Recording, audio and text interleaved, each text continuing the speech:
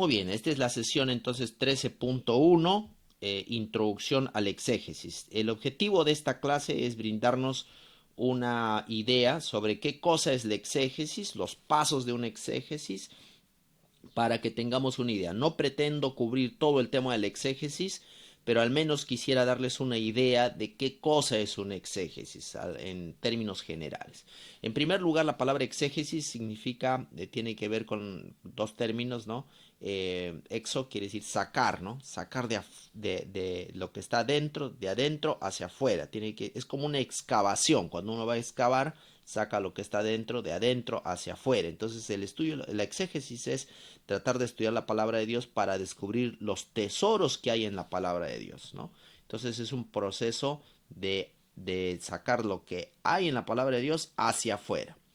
El proceso inverso al exégesis se conoce como eisegesis. Y la eisegesis comienza con ese término eisegesis, no es de adentro hacia afuera, como es la exégesis. La exégesis esta es la palabra de Dios, entonces yo voy a sacar de adentro hacia afuera. Esa es la exégesis. En cambio, la exégesis es lo inverso.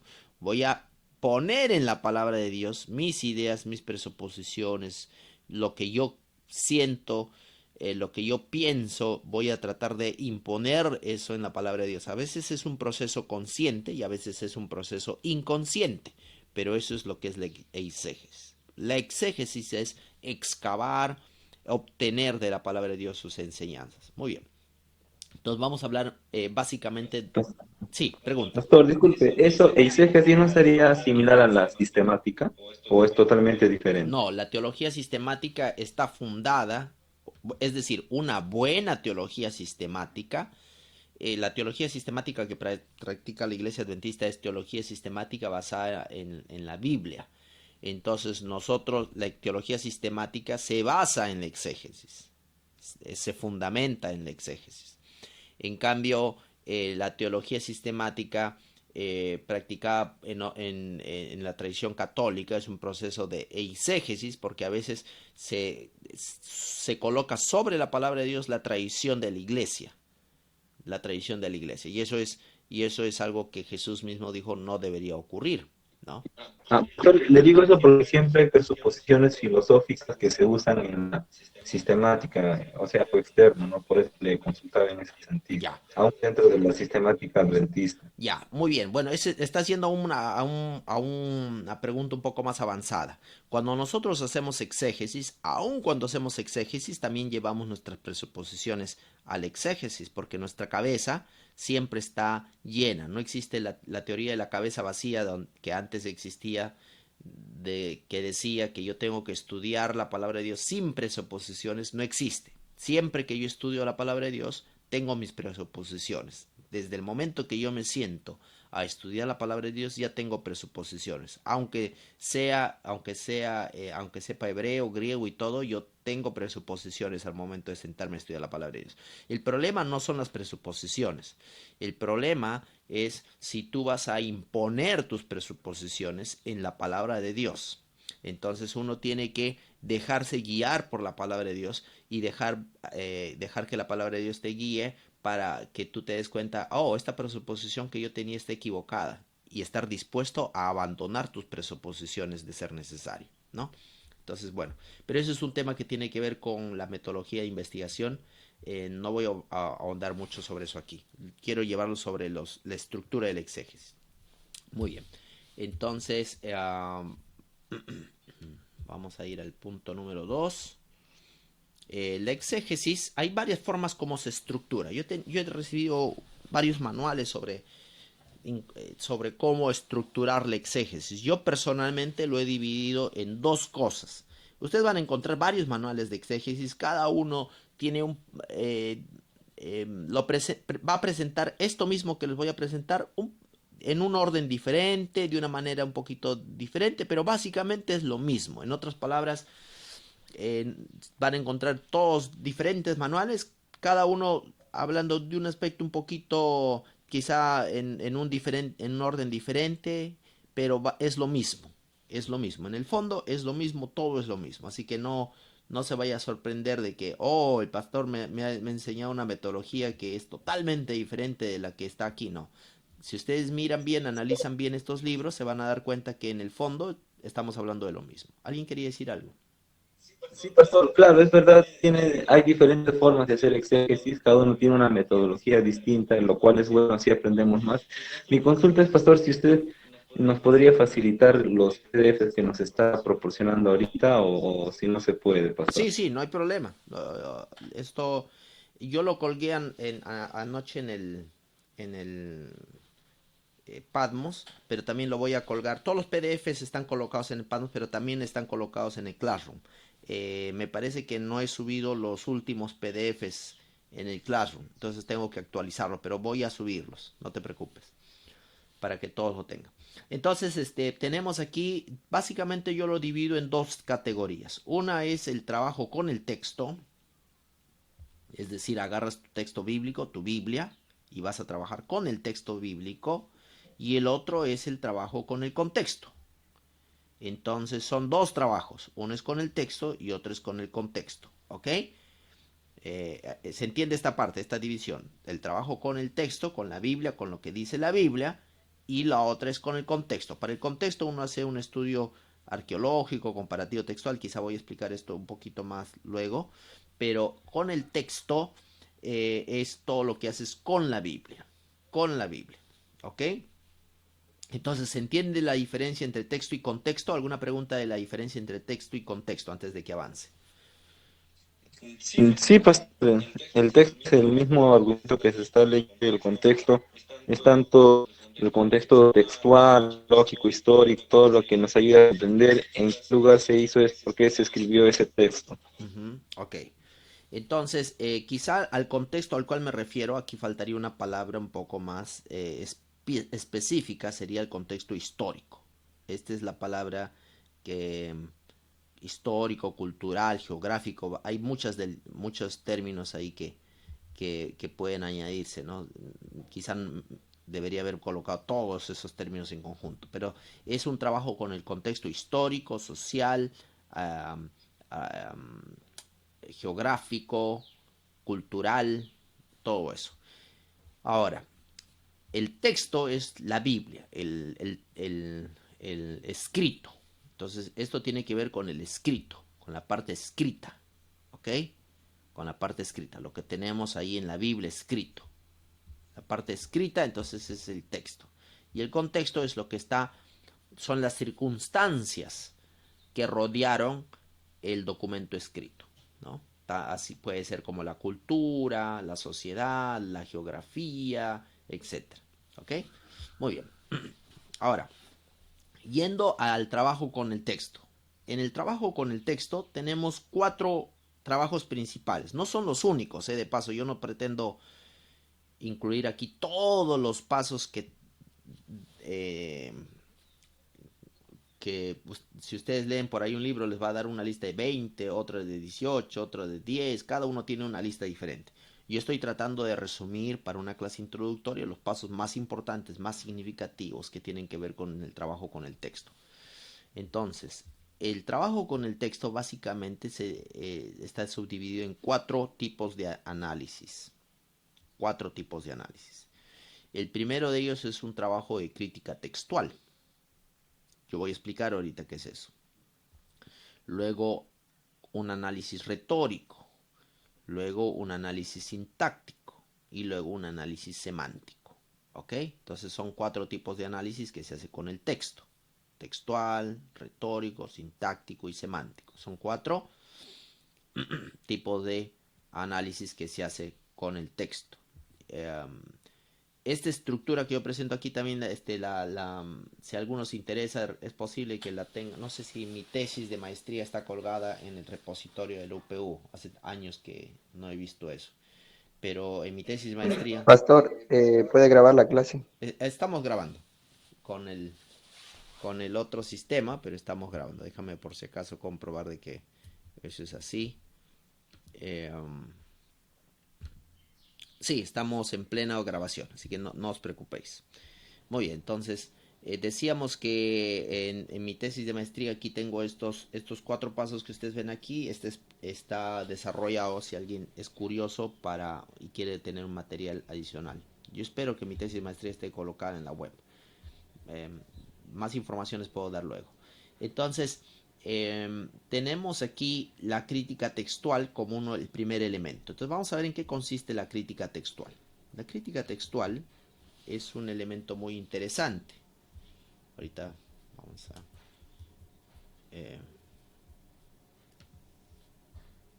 ok.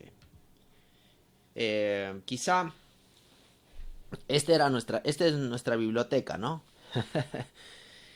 Quizá aquí viene una pregunta, ¿qué libros se necesitan? Porque antes de hacer la exégesis necesitamos ver qué libros vamos a necesitar. Obviamente yo sé que en este momento no podemos acceder a la biblioteca, pero al menos para que tengas una idea de los libros físicos y luego vamos a ver cómo acceder a esto de manera digital, ¿ok?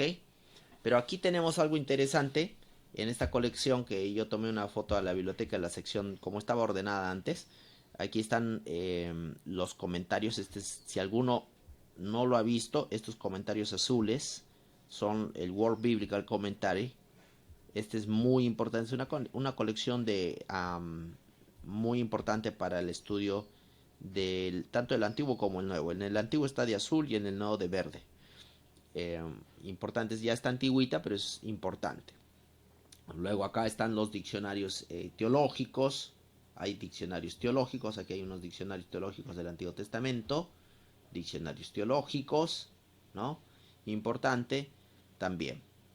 Entonces, al menos van a encontrar diferentes tipos de comentarios exegéticos. Los comentarios que tienen que tratar son los de tipo exegéticos, porque hay comentarios de tipo homilético que no son muy, para este tipo de trabajos, no son muy productivos. Sí, exegético, ¿no? Muy bien. Entonces, los comentarios de tipo homilético no son productivos para este tipo de trabajo que queremos hacer, ¿no? Acá hay otros comentarios de ese tipo exegético.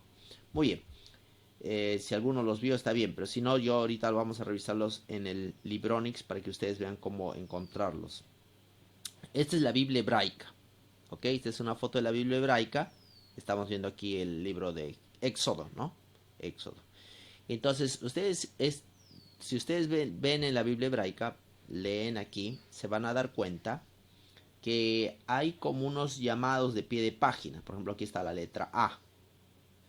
Aquí está la letra B. ¿No es cierto? Acá hay otra letra A. Entonces, ustedes se van a dar cuenta que estos versículos tienen estos llamados de pie de página. Y si van al pie de página, lo que van a encontrar en el pie de página es el aparato crítico. ¿Y qué cosa es el aparato crítico? El aparato crítico son las variantes textuales de estos términos. Y alguno me dirá, pero pastor, ¿cómo es esto de las variantes textuales? Bueno, lo que pasa es que yo creo que la mayoría de ustedes llevaron el curso de Introducción a las Sagradas Escrituras. Lo que pasa es que el Antiguo Testamento y el Nuevo Testamento existen muchos manuscritos del Antiguo y del Nuevo, varios manuscritos. A ver, por ejemplo, menciónenme alguno de los manuscritos antiguos del Antiguo Testamento para saber dónde estamos. El Siraicos, el la Cultura, Samaritano, el del Samantha, Enigado. Ya tenemos el Pentateuco Samaritano. Masoreto, Vaticano. Ya tenemos algunos códices, por ejemplo, el códice de Alepo, códice de Leningrado. Tenemos, Sí, de ahí, Hay uno que sale de Washington, código. dice pastor. ya tenemos varios, tenemos un montón. Entonces, muy bien, me alegra que sepan. Uno de los más antiguos. ¿Cuál sería el más antiguo? Entre todos. El, ma- el- ¿Cuál? los secundarios. Qumran, claro. Qumran serían los más antiguos. Entonces, Qumran está entre los más antiguos. El otro que se acerca a eso, ¿cuál sería? Qumran y el otro. Samaritano. No, el samaritano es mucho. Entiendo, pastor. La, Ugarit, pastor. la Septuaginta. La Septuaginta. La Septuaginta. La Septuaginta realmente es una traducción del hebreo al griego, pero es bastante antigua, ¿no? ¿Ok? Pastor, la Septuaginta es más antigua que la sírica. Es más antigua, sí, siriaca, ¿no? Ok, entonces la Septuaginta es un documento muy antiguo también, ¿no? O- eh, Ahora algunos hablan no de una Septuaginta, sino de varias Septuagintas, creo que están en lo cierto cuando dicen eso. Pero la Septuaginta es uno de estos variantes. Entonces, hay varias variantes. Cuando uno compara todos estos manuscritos, comparo qué dice la Septuaginta, comparo qué dice lo de Qumran, comparo todos estos manuscritos, me voy a dar cuenta que hay algunas variaciones. A eso se le conoce como las variantes textuales. Algunas variaciones. En la comparación de todos estos textos me doy cuenta que hay ciertas variaciones, ciertas diferencias. Y lo que ustedes van a encontrar en el aparato crítico justamente es un resumen, porque ellos ya, tú no tienes que hacer ese trabajo de comparar. Hay alguien que ya lo hizo por ti. Amén. Amén. Claro. Ya este trabajo, ya los eruditos han comparado todos estos textos y te están dando un resumen de esa comparación aquí abajo en el aparato crítico. Entonces, en el aparato crítico ellos te están resumiendo cuál ha sido su comparación, cómo dice la Septuaginta, cómo dice el Pentateuco samaritano, cuáles son esas diferencias y ellos te lo resumen ahí abajo para que tú tengas una idea y sepas de que esta palabra, así como está en este documento, tiene algunas variaciones y las variaciones están explicadas abajo. ¿Ok? Muy bien. Entonces, esta es la imagen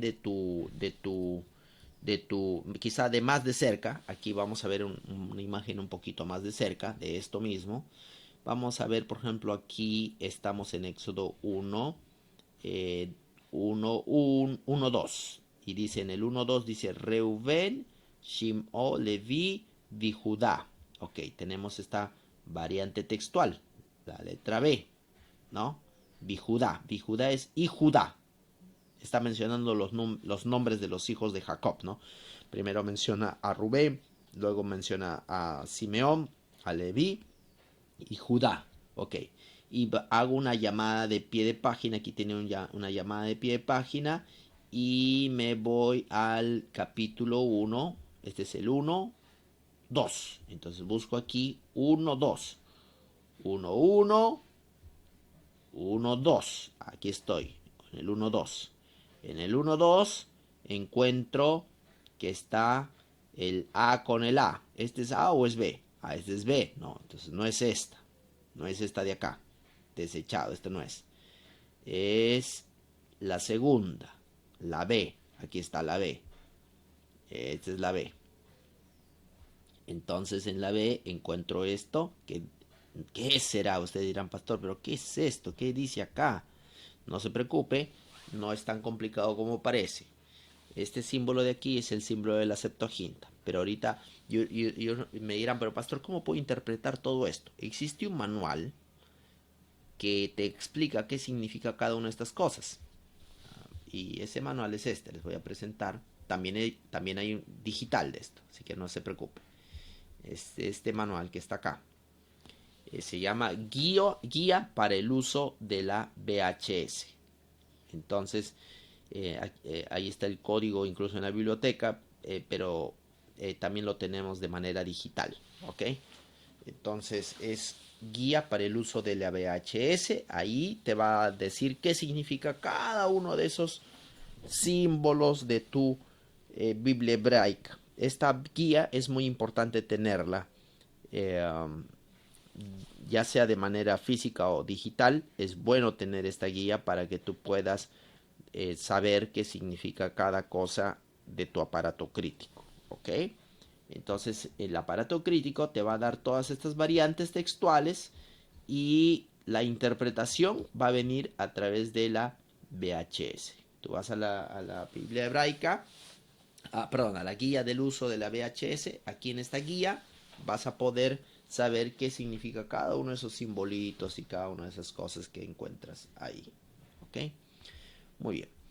Vamos a ir entonces a este, y aquí viene muy útil este World Biblical Commentary, porque este libro, el World Biblical Commentary, que también está en el Libronix, este World Biblical Commentary viene con una explicación de esas variantes textuales. O sea, tiene el aparato crítico que viene con símbolos, ¿no?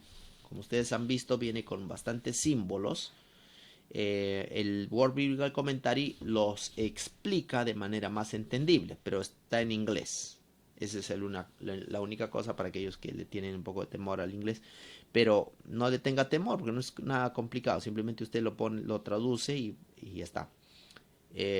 Entonces, aquí está la guía para entender esos símbolos y aquí está explicado en inglés. Entonces, por ejemplo, aquí tengo una nota del Word Biblical Commentary de esas variantes, ¿no? De esas variantes. Por ejemplo, aquí tengo la variante, justo lo que acabamos de leer de Génesis 1, la variante B, ¿no? 1b, justo lo que estábamos leyendo, ¿no? Hace un momento. En esa variante dice aquí, 1b, la Septuaginta, dice así, la Septuaginta lee ama Jacob to patri autom. ¿Y qué significa esto? Con Jacobo, su padre. O sea, la Septuaginta tiene una variante que dice, en esta variante dice, con Jacobo, su padre. La variante B, ¿no? La variante B. Y entonces la Septuaginta lee de esta manera ese texto. Entonces es interesante que aquí ya no necesitas estar adivinando qué significa cada símbolo, porque aquí te lo explica. Ya no está explicado en latín, porque aquí en el comentario de la Biblia hebraica, en el aparato crítico de la Biblia hebraica, se utiliza el latín para explicar esto. Entonces aquí se utiliza símbolos pequeñitos, pero aquí ya está explicado en inglés de una manera más amplia. ¿Qué es lo que significa eso? Entonces, si alguno quiere tiene dificultades en entender esos símbolos, el Word Biblical Commentary tiene esta herramienta muy útil para entender qué significan esos símbolos. ¿Ok? Si tienen preguntas, por favor, quisiera que las hagan en cualquier momento. Ok, entonces ya tenemos, esto es para el aparato crítico. Ahora, vamos a ir al Bible Word, al Libronix, al Logos, porque en el Logos tengo la gracia del Señor. Todo esto antes lo hacía con esos materiales que les he mencionado. Antes tenía que utilizar el Word Biblical Commentary, tenía que utilizar la guía para el uso de la VHS, tenía que utilizar todos estos materiales, ¿no? Ahora, gracias a la tecnología, tenemos el Libronix. Entonces, en el Libronix esto va a aparecer de esta manera. Por ejemplo, aquí tengo Génesis 1.1. En el Libronix, lo que va a hacer el Libronix es va a darte vas a estar leyendo y te va a dar esta letrita, igual como en tu Biblia hebraica, ¿no? Vas al pie de página y te va a decir Orik Beretzit Ben Belbar Bareset Samar Barasit y todo lo que dice acá. Entonces, tú dices, pero ¿qué significa esto? Y ahora yo voy a ir a Libronix. Aquí no está el Libronix, lo voy a abrir aquí en el Libronix y quiero mostrarles la gran ventaja que tengo en el Libronix para cuando yo hago este trabajito. Entonces aquí está el Libronix, voy a buscar aquí Génesis 1. Ok, entonces espero que se vea porque a veces la fuente es un poco más pequeña. Quizá voy a agrandar mi fuente para que puedan ver. Una ¿Sí? pregunta. ¿El Libronix es una aplicación de logos? Perdón, yo sigo en el Antiguo Testamento. Lo que pasa que antes se llamaba Libronix y llegó un momento cuando el Libronix fue la versión 3, me parece, y pasó a la versión 4, dejó de llamarse Libronix y empezó a llamar Logos. Entonces, los recuerdos del Antiguo Testamento me persiguen. Entonces, es la misma cosa. Es la misma cosa. Entonces, Sí, pastor, porque me confundí un sí, rato. sí, yo sé, discúlpame, ya los años que tengo haciendo esto. Entonces, decimos Bereshit, ahí está Bereshit y me lanza la letra A. Entonces yo le hago ahí y me dice, no tengo que ir abajo, ¿no? Me hago clic en la A y me dice lo que está en el aparato crítico. Entonces hago doble clic y me va a salir aquí en la ventanita que está aquí al lado derecho. Ahí está la ventanita. Todo eso, lo que está en el aparato crítico. Entonces voy a aumentar quizá la letra también aquí de esto para que ustedes lo puedan ver. Aquí está, ¿no? Entonces, lo mismo que les mostré en mi PowerPoint. Dice orígenes. Ahora, ¿pero qué significa esto? Y cuando le hago clic en ORIC, me dice qué significa. Simplemente pongo mi cursor ahí y ORIC significa orígenes. Ah, Orígenes. ¿Quién fue Orígenes? Fue un estudioso de la iglesia. Orígenes fue uno de los eruditos de la iglesia cristiana, muy importante.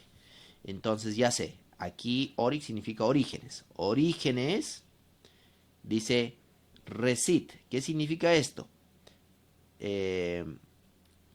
Hago aquí, recit significa la palabra orígenes. Ahora, yo sé que suena como una redundancia, pero Oric es el nombre del estudioso Orígenes, así se llama el estudioso, ¿no? Y otro es el, eh, no, la palabra que está relacionada al texto, porque la palabra es Bereshit, en el principio, ¿no? Entonces, Resit, aquí es mira, si ustedes leen Beresit, es una transliteración al griego del hebreo. Lo que hizo Orígenes fue transliterar de una manera prácticamente literal, ¿no? Aquí, Bereshit, es una transliteración. Entonces está transliterando letra por letra, aquí lo tenemos. Y eso significa Resit. Es una transliteración que se traduce como orígenes, ¿no? Principio. Entonces, luego tenemos la palabra Bel. ¿Qué cosa es Bel? Le hago clic en Bel y me aparece una ventana en la izquierda, la A, y aquí me va a decir qué cosa es Bel, ¿no? Entonces ustedes ven que me va a dar, no voy a ir a cada uno de estos detalles, pero me da las herramientas como para que yo pueda ir investigando y con solo un clic tener el contenido de cada una de estas cosas, ¿no? Entonces, muy bien. Hasta ahí con el aparato crítico. Entonces, la primera cosa que yo tengo que hacer en la exégesis, entonces vamos a volver a mi estructura original, acá. La primera cosa que yo necesito hacer es establecer hacer la crítica textual. Tratar de ver cuáles son las variantes textuales y estudiar las variantes textuales y tratar de establecer el texto, habrá sido el texto más cercano al original, porque cuál serían esas variantes, la mejor variante. Casi siempre vas a llegar a la conclusión que el texto masorético es el mejor texto. Casi siempre. Por ahí en algún caso podría ser que llegues a la conclusión que los rollos del Mar Muerto tienen la mejor variante. Por ahí podría ser. Pero la mayor cantidad de casos vas a llegar a la conclusión que el texto masorético es el mejor texto. Así es. Muy bien. Entonces tenemos... Por eso yo digo que en la crítica textual, en el caso del Antiguo Testamento, no es tan crítico. ¿Por qué? Una Sí, pregunta. En caso tuviéramos el Logos, ¿dónde buscamos esa opción para ver el aparato crítico? ya.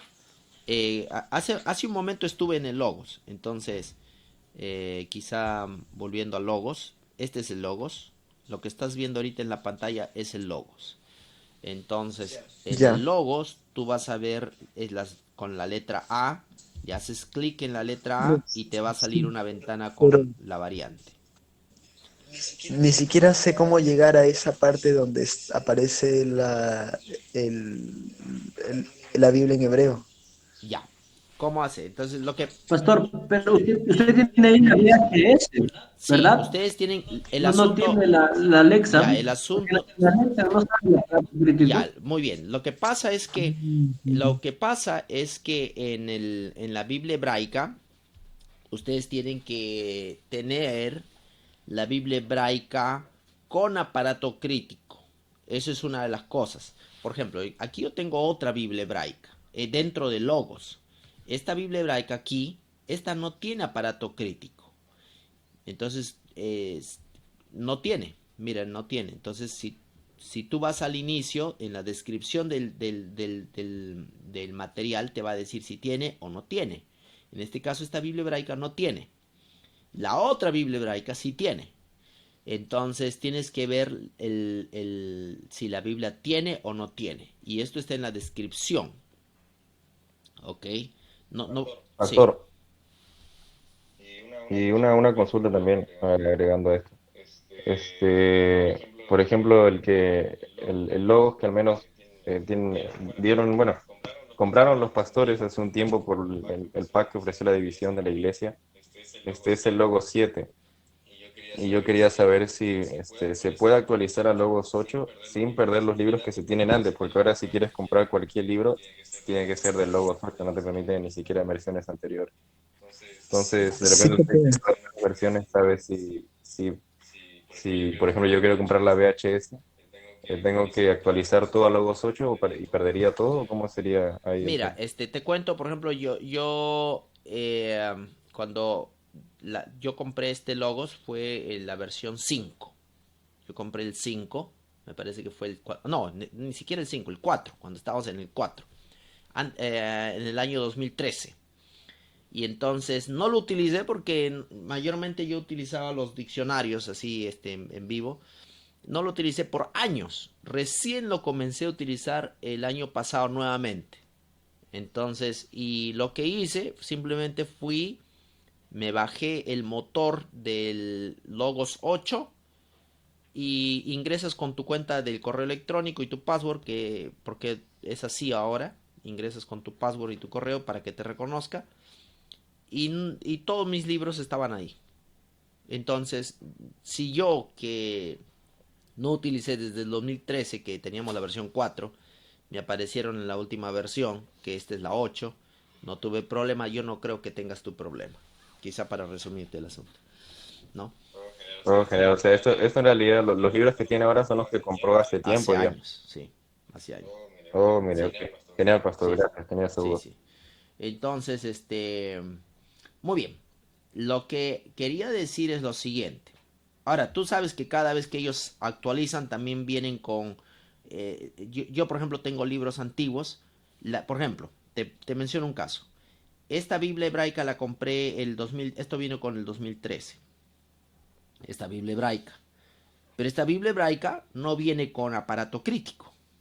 Esta de aquí no viene con aparato crítico. Entonces lo que hice después, ya esto sí lo hice reciente, tuve que comprarme una Biblia hebraica con aparato crítico. Entonces hay algunos materiales que en el formato antiguo no tiene exacto lo que uno quisiera. Entonces uno tiene que ver también si todos los materiales tienen lo que tú quieres, ¿no? Muy bien. Entonces, ese es el asunto. ¿Y cómo lo encuentran ustedes? Aquí en la biblioteca, van a la biblioteca y aquí en la biblioteca van a colocar, aquí yo pongo Hebrew, ¿no? Y ahí me salen un montón de materiales en hebreo. Me voy a este recurso Biblia, Antiguo Testamento y ahí tengo que buscar las Biblias Quizá el término sería no Hebrew, sino Hebrew Bible, ¿no? De repente. A ver, vamos a ver si con Hebrew Bible me sale mejor. Ah, vamos a ver. Mira, aquí está. Por ejemplo, aquí tengo varias Biblias hebreas, ¿no? Tengo la Biblia hebrea Lexman. Esta de aquí no tiene aparato crítico. Si alguien tiene la Lexman, creo que alguien mencionó la Lexman. La Lexman tiene solamente análisis Digo, pastor, no quiere. morfológico, sintáctico, pero no tiene el aparato crítico, ¿no? Eh, hay varios materiales aquí. ¿Dónde está la otra? Aquí tengo, mira, aquí está la otra versión. Esta es la versión también, esta de aquí, la Biblia hebraica Septuaginta, también tiene morfología, pero no tiene aparato crítico. Tengo otra versión aquí. Esta versión también es una versión, pero no tiene el aparato crítico. La que tiene que decir la Biblia hebraica Septuaginta con aparato crítico. Dice aparatos críticos. Y ahí está, ¿no? Entonces ahí está el asunto. Muy bien, entonces es importante ver esos recursos y la diferencia que existe entre ellos. Muy bien, siguiendo entonces con el tema aquí, hemos hablado de la crítica textual. Eh, Voy a dejar unos 5 minutos para que la gente tome un poquito agüita, quizá menos, quizá vuelvo en 3 minutos, tomen su agüita y continuamos con la segunda parte que tiene que ver el análisis retórico, sintáctico y semántico, que vamos a tratarlo de hacerlo rápido, ¿ok? Ok. Muy bien, entonces continuando con la exposición aquí de lo exégesis, estas son algunas de las variantes que ustedes van a encontrar. Las variantes de estas, todas estas son importantes, pero en orden de prioridad. Tenemos el texto masorético, Pentateuco samaritano, la Septuaginta, la versión de Aquila. Bueno, no, perdón, no está en orden de prioridad, simplemente las estamos enumerando, ¿no? Tenemos la Septuaginta, la versión de Aquila, la versión de Símaco, Teodosion, Siriaca, los Targúmenes, la Vulgata, la versión latina, Sagídica, Copte, Etíope, Árabe, Armenia. Entonces aquí hay algunas de las variantes. Me parece que aquí falta colocar los rollos del Mar Muerto. Creo que eso debería estar en orden de prioridad, está más arriba. Así que no está, olvídenlo, no está en orden de prioridad aquí. Ahora que lo reviso bien, no está en orden de prioridad. Relativamente está en orden de prioridad, pero no está bien hecho esta lista, creo, porque no está completamente bien hecha, porque hay algunas, por ejemplo, claro, todas estas de aquí, desde los Targumes, no, desde la Vulgata en adelante, todas estas sí son muy recientes, no tienen que ver con el texto bíblico. O sea, no tienen que ver con los autógrafos, ¿no? Son traducciones. Pero de aquí hacia arriba sí son bastante importantes. Um, um, Sin embargo, también podríamos estar en desacuerdo con respecto a estas de aquí.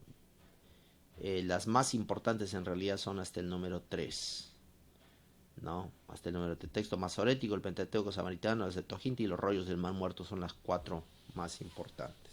Muy bien. Vamos a ir a lo que sigue.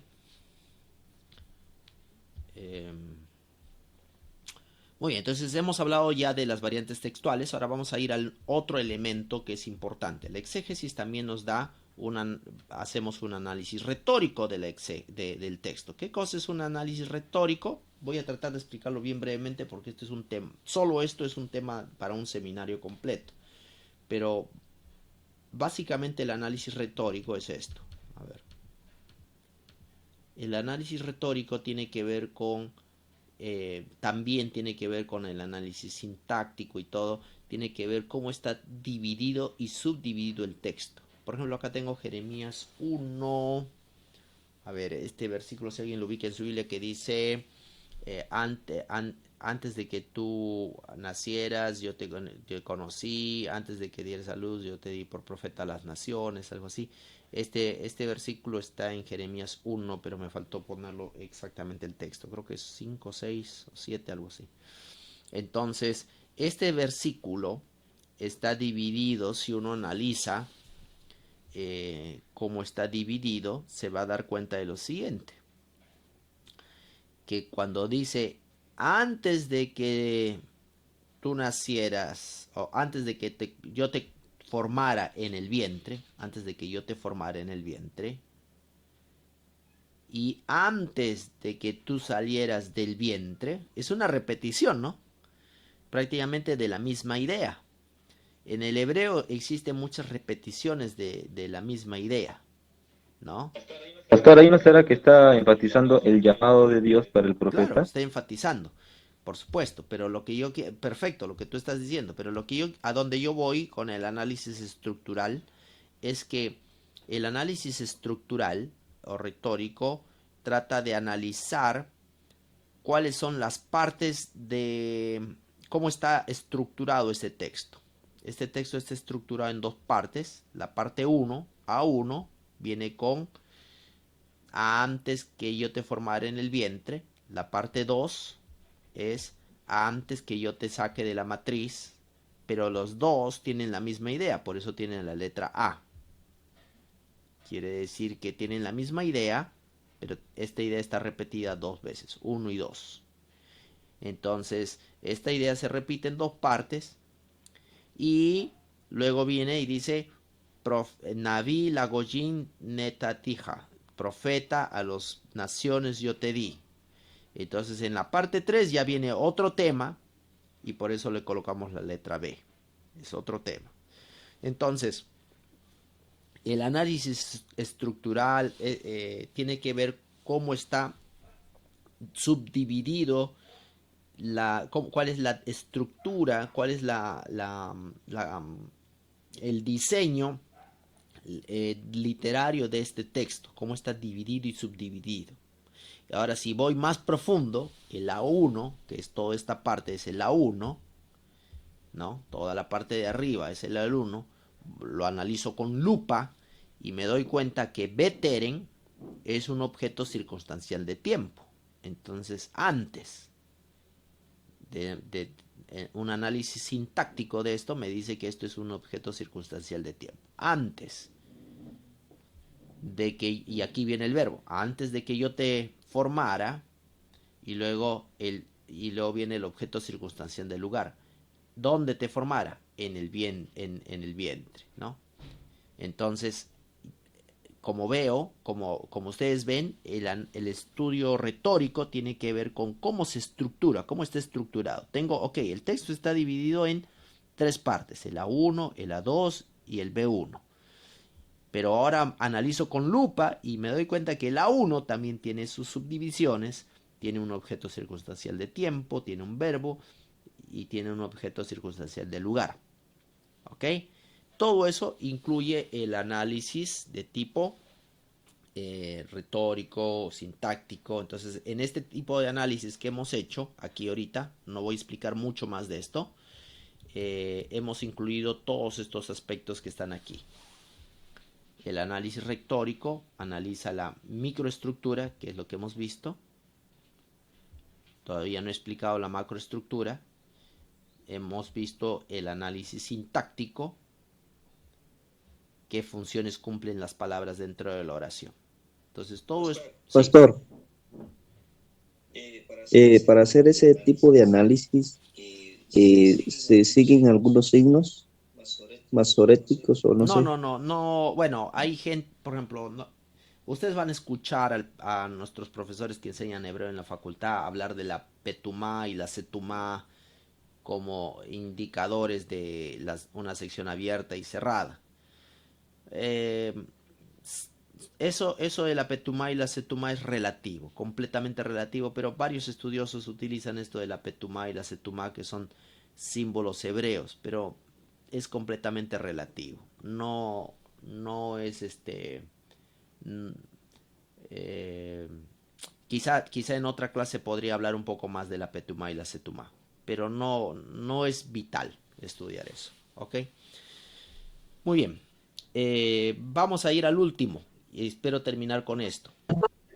Entonces, ¿cómo delimitas tu perícopa? ¿Cómo delimito mi perícopa? Ok.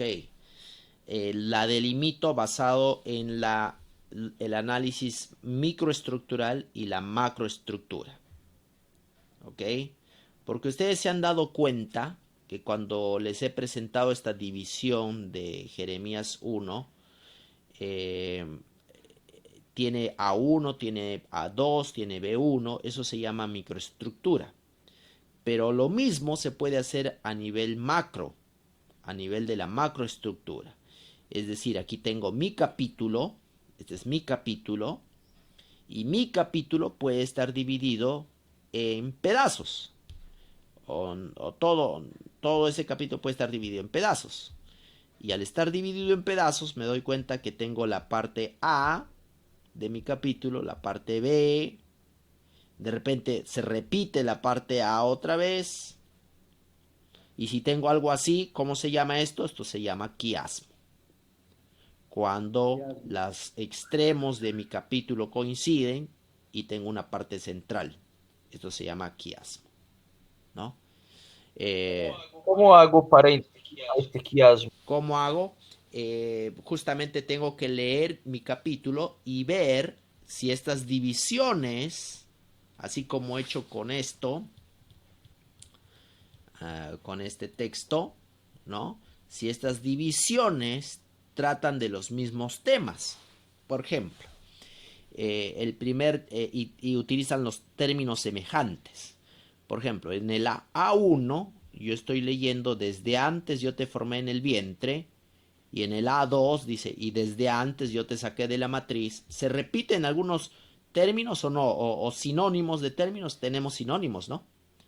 Tenemos betén, vientre, y tenemos regem, matriz. Entonces se repiten de manera utilizando sinónimos, ¿no? Antes de que yo te formara y antes de que yo te saqué, se repiten. Entonces en la comparación yo me doy cuenta que estos elementos son parecidos. Por ese motivo les pongo la letra A, porque son parecidos. Solo que uno es el A1 y otro es el A2. Lo mismo que estoy haciendo aquí, lo tengo que hacer con todo el capítulo. Y cuando lo hago con todo el capítulo, obviamente eso es un montón de esfuerzo, ¿no? Pero eso se llama la macroestructura. Cuando lo hago con todo el capítulo, voy a llegar a la conclusión de que posiblemente mi capítulo está dividido, está estructurado como un quiasmo. O está estructurado, de repente no es así la estructura de mi capítulo, de repente mi capítulo está estructurado de otra manera, de repente está estructurado como una estructura paralela, donde voy a tener la sección A, la sección B, la sección A y la sección B, la sección A1 y la sección A2, la sección B1 y la sección B2, todo mi capítulo. Y esto se llama la macroestructura todo mi capítulo. Entonces, ¿cuál es la perícopa? Lo que le llaman la perícopa es la sección que yo voy a utilizar para analizar. Entonces, siendo que todo esto es la macroestructura, yo voy a seleccionar una de estas para mi análisis. ¿Cuál voy a seleccionar? Voy a seleccionar el A1 o voy a seleccionar el B2. La que yo selecciono se conoce como perícopa. ¿Se dan cuenta? Eso es la perícopa. Muy bien. Entonces, vamos a ir al último tema. Antes de este tema también es importante. Sí. Pastor, ¿Cómo, o sea, qué diferencia hay? O sea, ¿cómo a poder hacer la macroestructura o cómo podemos diferenciarlo del contenido del libro, digamos? Porque yo me había imaginado que la macroestructura tenía que ver con el libro en general. Bueno, interesantemente que este mismo ejercicio que ustedes han visto con el versículo, la microestructura, se puede aplicar el mismo concepto para el capítulo y también para el libro. Yo pudiera hacer una estructura de todo el libro. Obviamente me va a demorar mucho tiempo, ¿no? Quizás eso es para un estudio doctoral. Entonces, lo mismo se puede aplicar para el libro. Lo mismo, hay gente que ha hecho incluso macroestructuras para todo el Pentateuco. No solamente para Génesis y Éxodo individualmente, sino para todo el Pentateuco. ¿Cuál sería la macroestructura de todo el Pentateuco? Y algunos han llegado a la conclusión que Levíticos, el Pentateuco es un quiasmo y que Levíticos es el centro del quiasmo. y específicamente Levíticos 16. Entonces, obviamente eso es para un estudio mucho más largo, ¿no? No te va a llevar pues toda tu vida quizás hacer algo así. Lo que nosotros queremos, normalmente en la facultad los profesores les van a pedir es elegir una perícopa pequeña que está normalmente dentro de un capítulo, algo así, ¿no? Entonces sería. ¿Y de dónde sacan el resto de las estructuras? Van a tener que leer los comentarios porque ustedes no van a poder hacer esos análisis estructurales, les llevaría demasiado tiempo. Van a tener que sacar de los comentarios bíblicos porque esos comentarios bíblicos exegéticos como el World Biblical Commentary ya han dividido estos libros y ya tienen una estructura sugerente. Sí. Muy bien. Entonces vamos a ir con el último análisis, que es el análisis semántico, el análisis de las palabras. Y para esto me voy a referir a este estudio. Yo les voy a pedir, por favor, hubiera querido hacer un taller, quizá para la próxima semana, el próximo jueves no vamos a tener juegos, vamos a hacer un taller de este tema, pero para eso quisiera que ustedes revisen este material. El material es que he colocado ahorita en el Classroom. Es este material, estudio de palabras claves. ¿Cómo es que se hace un estudio de palabras claves? Vamos a tratar de hacer un taller la próxima clase de esto, ¿ok? Entonces, se tiene que estudiar las palabras claves de un texto. Aquí yo estoy explicando cómo es que se estudia estas palabras claves, ¿ok? Por ejemplo, el estudio de una palabra tiene pasos. Yo estoy sugiriendo 3 pasos. En el paso número 1 del estudio de una palabra clave, ¿alguien quiere preguntar? Sí. Sí, pastor, debían habernos esto enseñado al comienzo del... ¿Perdón? Debieran habernos enseñado al comienzo del ciclo. Sí, es que ustedes estaban llevando, esto es un plus del hebreo, en realidad lo estamos haciendo al finalizar el curso de hebreo porque primero es importante que manejen la gramática del hebreo, ¿no? Esa es la razón. Primero nos dejan que sufren, pastor, después nos ayudan ya. Claro, tienen que, sí. Muy bien, entonces aquí tenemos algunos pasos para que ustedes puedan hacer su estudio de palabras claves. En el paso 1 tenemos la búsqueda de las diferentes traducciones a través de la Biblia. Primero se analiza una palabra, cómo se traduce. Y se tiene que ver cómo se traduce. Por ejemplo, en la palabra sherit, que estoy analizando, dice, esta palabra aparece 46 veces en el Antiguo Testamento en la forma de sustantivo, masculino, singular, constructo. Puede ser traducida con el sentido de descendencia, residuo de personas, los demás, remanente escatológico. Esta palabra aparece mayormente en el contexto de un pueblo que ha logrado escapar de una circunstancia adversa. O sea, mira, yo estoy haciendo un análisis, este es mi análisis de la palabra sherit, ¿no? Que quiere decir remanente. Entonces yo estoy analizando cómo se traduce esta palabra a través del Antiguo Testamento. ¿Ok? Sí. Pastor, cuando se analiza una palabra, se tiene que analizar en la misma forma verbal, voy a decir, que se encuentra en el texto, es decir, si es un cal, infinitivo, constructo, de esa misma manera lo tengo que analizar en otros versículos, o puede ser diferente, o sea, solo basándome en la raíz. Entonces ahí viene, justamente ahí viene lo que viene a continuación. Uno de ellos es, ejemplo, búsqueda tal como aparece. Es decir, si lo tienes en constructo, lo analizas en constructo. Si aparece como verbo, exactamente como aparece, así lo analizas y lo miras. Entonces, ese es el primero. El segundo es búsqueda en su raíz. Ya no solo tal como aparece, sino también en su raíz. ¿Cuál sería la raíz de eso? Sería sha'ar, ¿no?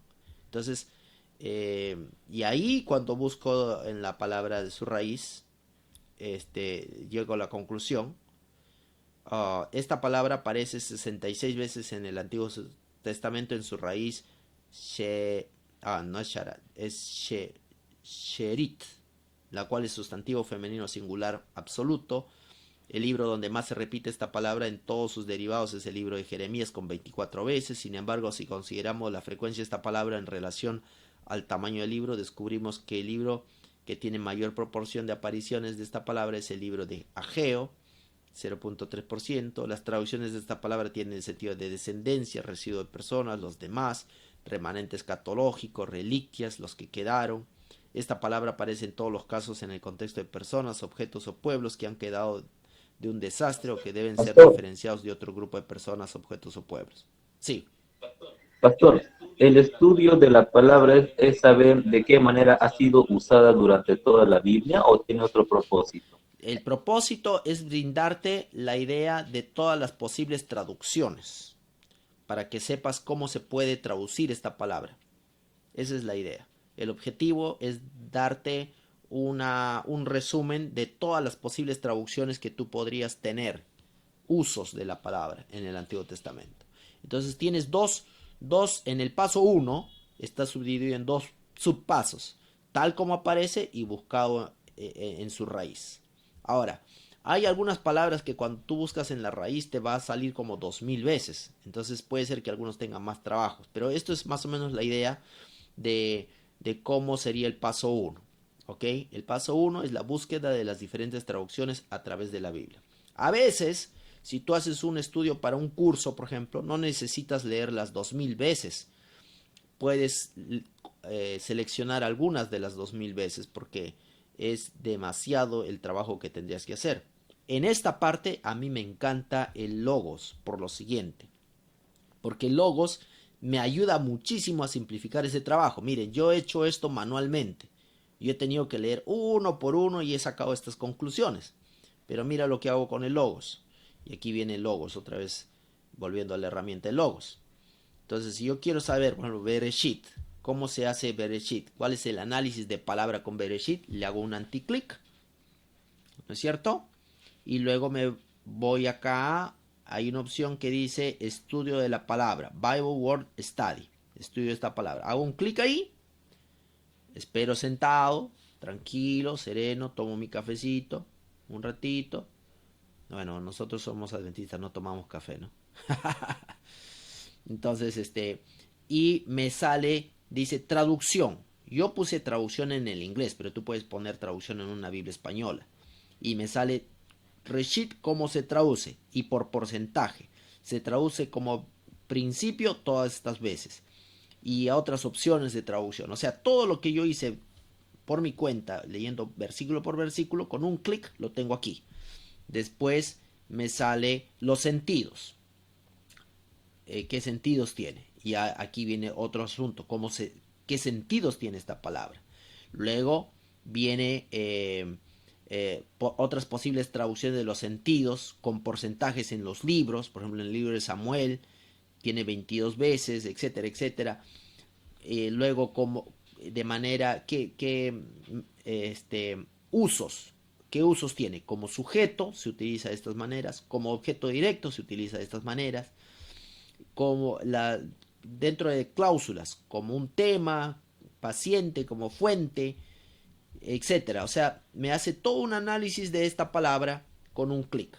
Entonces, yo lo que podría hacer es utilizar esta herramienta poderosa que tengo de Logos y escribir un párrafo obteniendo la información importante de esto, ¿no? ¿Ok? Pues está solo en Logos 8, ¿no? Este es el Logos 8, sí. Sí. Muy bien. Porque en el 7 creo que no Sí, aparece, también no te estuve aparece. Yo viendo tenía el por ahí. 7 y también aparecía, sí. También aparece.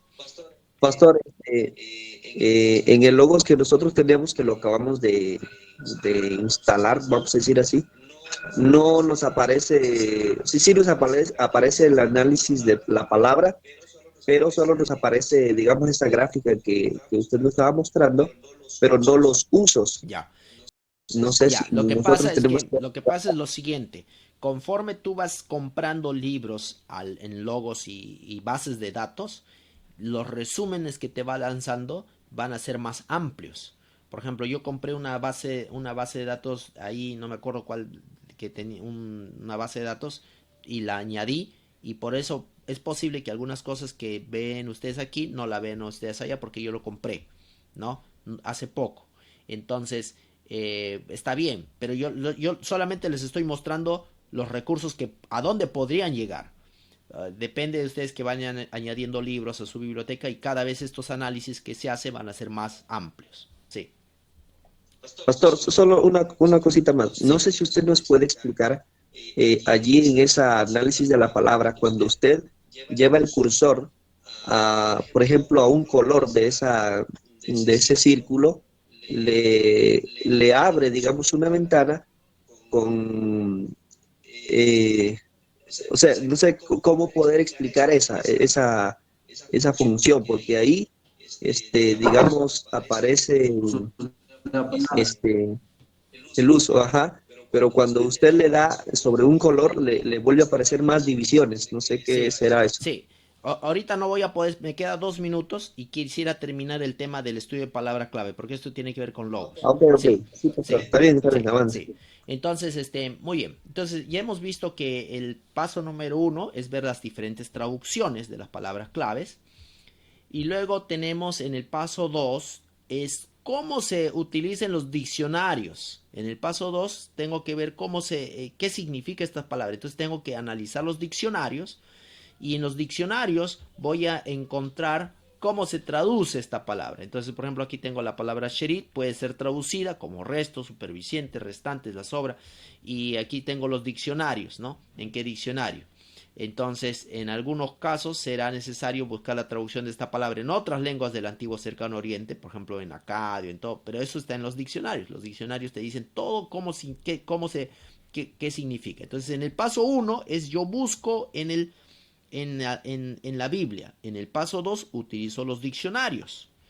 Ahora, en el paso 3 es buscando su significado teológico. Y para buscar el significado teológico, debo consultar los diferentes diccionarios teológicos. Una cosa es diccionario simplemente lexicográfico para traducir y otra cosa es un diccionario teológico.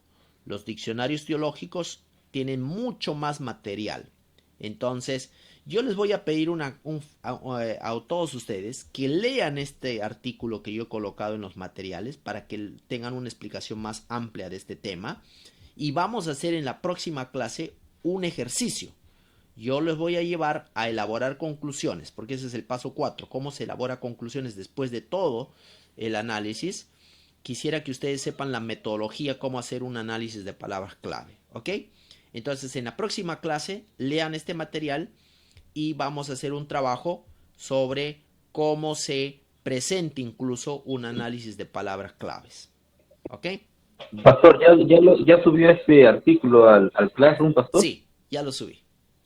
¿O al Patmos o al Al Classroom? Classroom. Está dentro del Classroom, dentro de materiales. ¿Ok? Gracias, pastor. Listo. Bueno, jóvenes, tenemos que irnos. Que Dios los bendiga mucho. Nos vemos el día jueves. Amém. Gracias. Nos vemos jueves. Lugar. Gracias, pastor. Bendiciones. Gracias. Bendiciones. Chao, chicos.